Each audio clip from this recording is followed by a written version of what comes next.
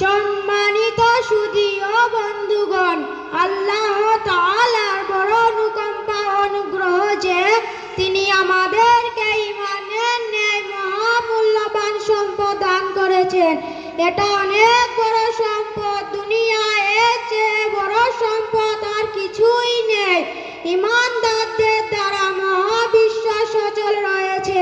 যেদিন পৃথিবীতে আল্লাহর নাম নেওয়ার মতো কোনো ঈমানদার থাকবে না, সেদিন আল্লাহ তাআলা সমগ্র পৃথিবীকে ধ্বংস করে দেবেন। ভাইয়েরা আমার, ঈমান শেখার বিষয়।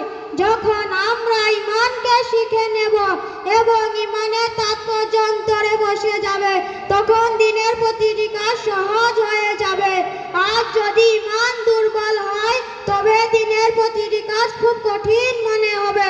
সাহাবায়ে কেরাম রাদিয়াল্লাহু আনহুম বলতেন, আমরা প্রথমে ঈমান শিখেছি, তারপর কুরআন শিখেছি। ঈমান শেখার জন্য সময় ও সম্পদের ত্যাগ আবশ্যকীয়।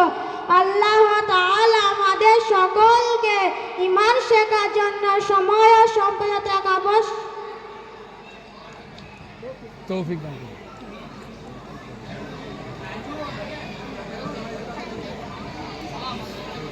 সালাম দাও। আসসালামু আলাইকুম ওয়া রাহমাতুল্লাহি ওয়া বারাকাতুহু। ঠিক আছে, ঠিক আছে।